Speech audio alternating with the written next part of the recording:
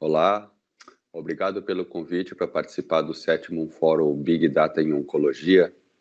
Hoje vamos apresentar para vocês o mundo pós-pandemia, os cuidados em câncer, o que a gente aprendeu durante a pandemia, os principais desafios que a gente tem pela frente. Eu sou Gustavo Verutsky, médico oncologista do Programa de Câncer de Mama do Hospital São Lucas da PUC e chair do Latin American Cooperative Oncology Group.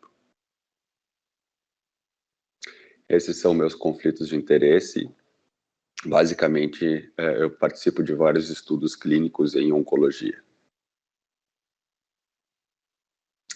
Então, a pandemia aconteceu no mundo inteiro, uma pandemia que durou aproximadamente 2 anos e que no Brasil testou, vamos dizer assim, o nosso sistema de saúde. Aqui eu coloco uma imagem que representa bem a situação que a gente viveu no país, onde um hospital dedicado ao câncer na Amazônia teve as suas instalações preenchidas com pacientes com Covid e as pacientes com câncer de mama não tinham, então, a possibilidade de operar, o seu tumor. O câncer de mama é uma doença curável em mais de 80% das pacientes. Então, houve uma dificuldade muito grande, como eu coloco aqui embaixo, das pacientes dizerem para o médico, uma médica mastologista, por exemplo, a Hilka, que fazendo um balanço entre o Covid e a cirurgia do câncer de mama, ela diz assim, se eu não for operada, eu vou morrer de câncer de mama e não de Covid. Alguns pacientes dessa instituição foram encaminhados, então, para o Rio de Janeiro para fazer a sua cirurgia. E isso demonstra a questão estrutural, a nossa capacidade do sistema de saúde no Brasil, que sempre viveu no limite e foi testado, então, durante a pandemia. Aqui eu coloco, por exemplo, para vocês algumas situações que representam bem o que aconteceu tanto na América Latina como no mundo. A questão da primeira consulta. Durante a pandemia, vários países experimentaram um atraso na primeira consulta de pacientes com diagnóstico ou com suspeita de câncer. Então, vocês vejam no Uruguai uma diminuição em torno de 20%, 30%. No Chile, a mesma coisa. No México, bem alto, em torno de 50%, 80%. E na Colômbia, em torno de 50%. Então, houve um atraso naqueles pacientes que tinham suspeita ou diagnóstico do câncer até a primeira consulta num hospital especializado. Isso aconteceu também em termos de screening e diagnóstico. Aquelas pacientes que precisavam fazer mamografia ou outro tipo de screening, por exemplo, de colo de útero, um Papa Smear, por exemplo, também tiveram atrasos, são dados da Argentina, de Santa Fé, do sistema público, em torno de 50% de diminuição de testes para câncer de colo de útero, de mamografia e especialmente de biópsias, que é quando a gente faz o diagnóstico de câncer. Isso aconteceu no Brasil e isso aconteceu em diversos locais do mundo que estavam com seu sistema de saúde sobrecarregado e que então foram ocorrendo atrasos nessa parte de screening e diagnóstico. Aqui no Rio Grande do Sul aconteceu a mesma coisa. Vocês vejam uma notícia de setembro de 2021, no ano passado, onde mais de 7.000 consultas do sistema de oncologia estavam represadas. A gente viveu isso na nossa instituição filantrópica que atende privado e SUS, onde o número de primeiras consultas durante a pandemia de câncer de mama, por exemplo, diminuíram consideravelmente. Então, o que a gente sabe com essas notícias que eu passei para vocês é que existe um grande volume de pacientes no sistema aguardando para fazer rastreamento e o seu diagnóstico de câncer, mesmo pacientes com alta suspeita de câncer. Esse é um estudo bem interessante, que foi feito um survey, um questionário para médicos na América Latina. Isso aqui foi apresentado no Congresso Americano de Oncologia. E ele mostrou que durante a pandemia, metade dos pacientes, metade dos médicos que atendiam os pacientes acabaram modificando o esquema de quimioterapia, para regimes menos efetivos, mas menos tóxicos, então pelo risco do paciente se infectar. Também houveram diversos atrasos no início do tratamento de quimioterapia, por exemplo, e também alguns usos, em vez de drogas combinadas com regimes mais simples para que o paciente não ficasse neutropênico e com risco de infecção. E também foi iniciado mais o uso de medicações via oral, onde o paciente receberia, então, em casa, não precisaria vir no centro.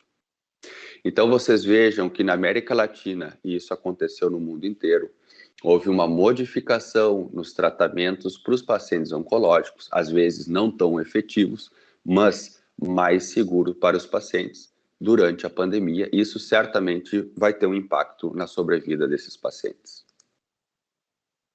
Isso aqui é uma simulação realizada no Chile sobre qual foi o impacto na pandemia em termos de diagnóstico e sobrevida de câncer de mama.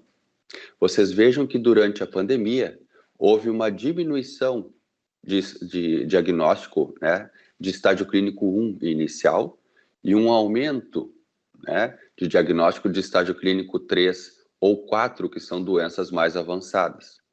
Então, se espera que nos próximos 5 anos haja um aumento da mortalidade por câncer de mama devido ao COVID nessas pacientes, porque elas foram diagnosticadas com doença mais avançada.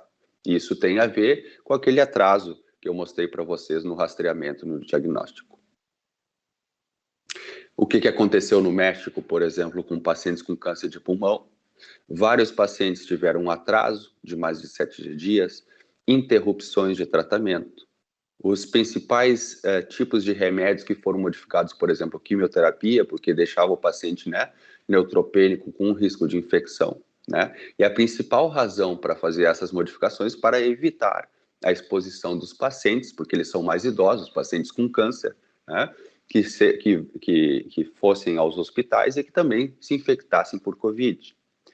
Mas eles fizeram uma análise muito interessante mostrando que os pacientes com câncer de pulmão metastático que tiveram modificação do seu tratamento, isto é, não receberam o tratamento padrão, tiveram uma pior sobrevida livre de doença, né, de progressão de doença, e uma pior sobrevida global. Então, essas modificações que ocorreram no mundo inteiro acabaram impactando a sobrevida dos pacientes, especialmente com câncer de mama metastático.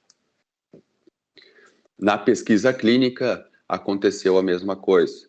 Nós publicamos um artigo no JCO Global Oncology, mostrando que diversos centros de pesquisa do Brasil e da América Latina acabaram tendo um atraso, né, no seu recrutamento. Então, durante o pico da pandemia, vários estudos foram interrompidos para o recrutamento. Por quê? A gente não tinha segurança, né, de receber os pacientes e de realizar o tratamento conforme o estudo.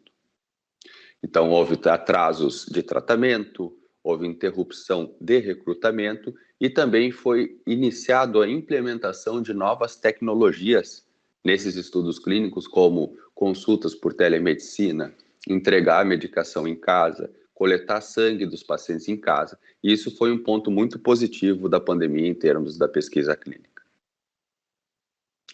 Isso é um estudo interessante, que é uma estimativa, na verdade, que sugere que a pandemia do Brasil vai diminuir em 1 ano a expectativa de vida da nossa população nos próximos anos.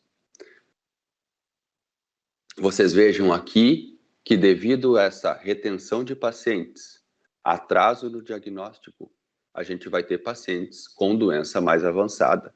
E isso aqui é uma situação bem recente da Inglaterra.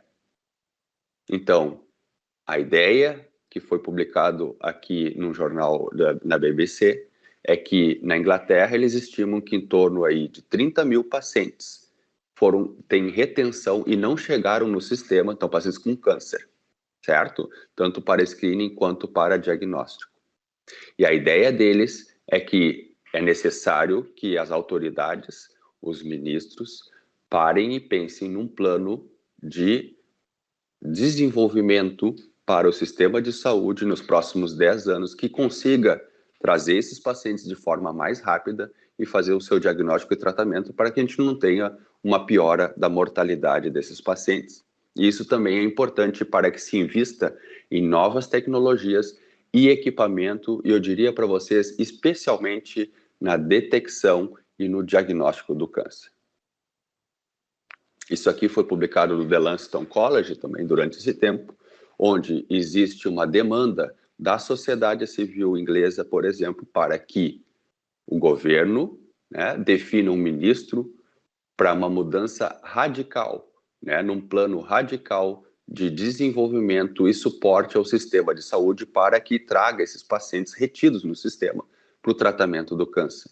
Eles sugerem também que envolva a sociedade civil e especialistas dos hospitais nesse plano de saúde para os próximos 10 anos na Inglaterra.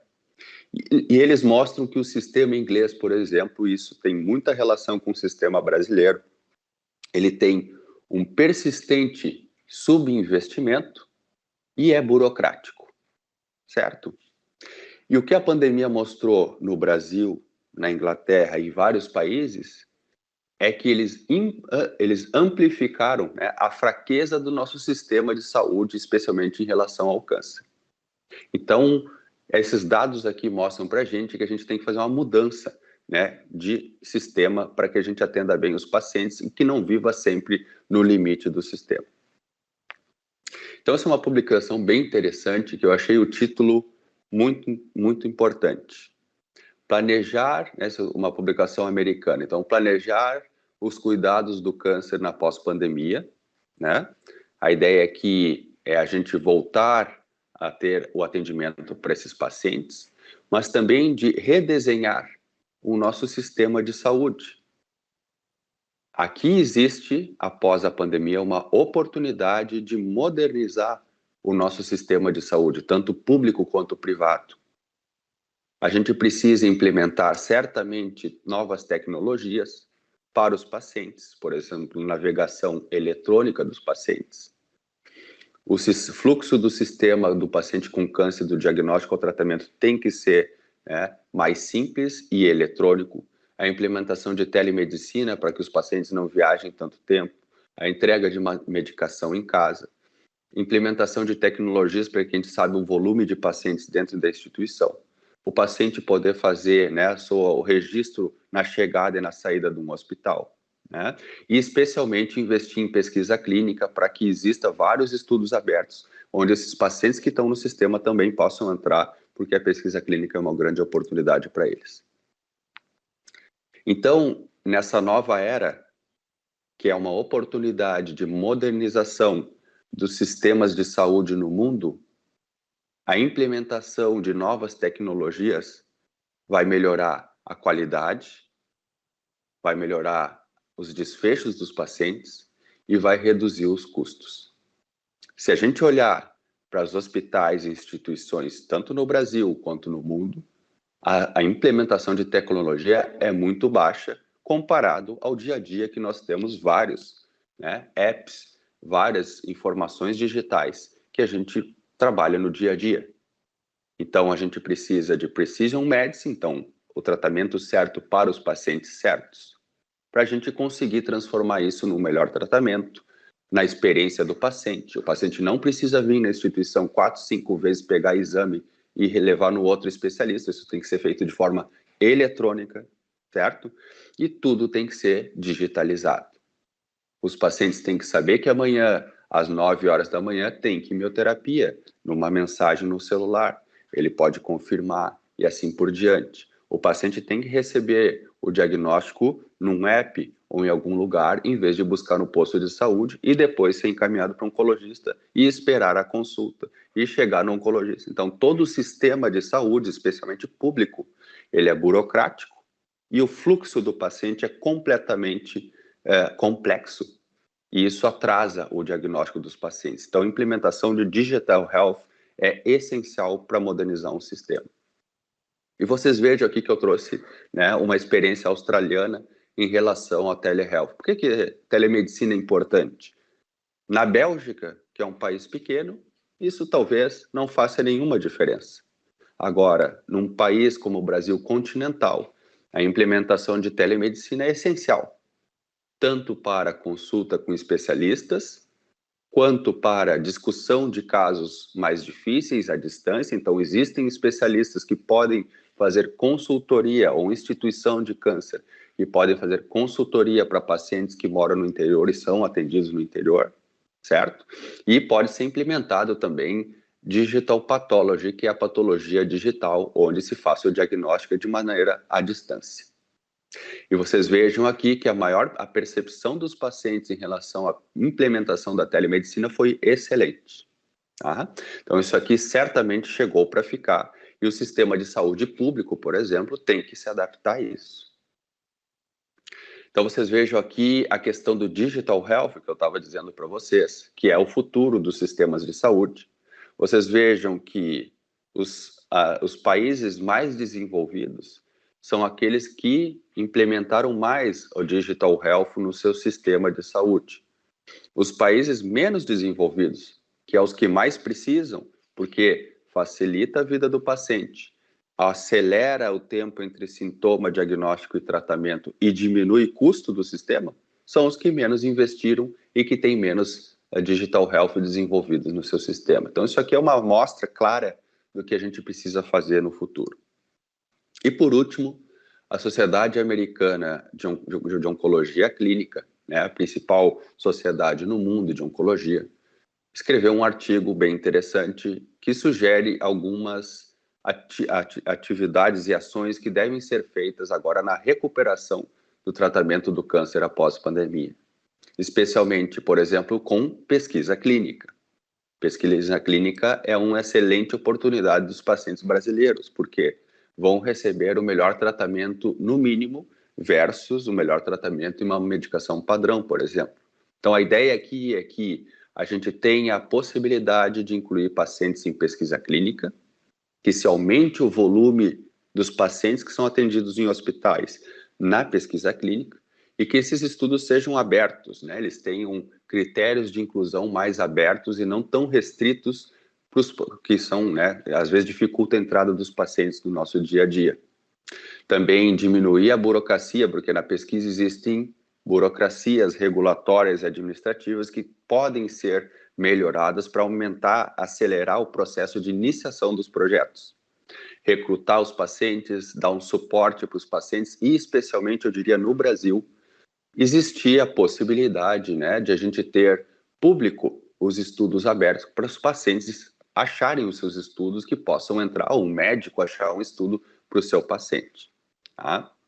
Em relação aos cuidados com câncer, em geral, do sistema público-privado, a ideia é que se aumente, né, e que se promova, né, o acesso dos pacientes ao tratamento de alto nível, certo? Através de campanhas, através de facilitar o sistema, o fluxo complexo do sistema para que eles cheguem mais rápido a hospitais especializados.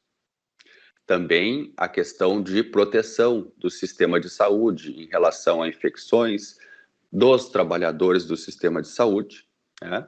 E melhorar o investimento desses pacientes do sistema de saúde que já era insuficiente e que agora, certamente, com esse volume que vai ter nos próximos anos, vai ser muito difícil a gente conseguir tratar bem os pacientes.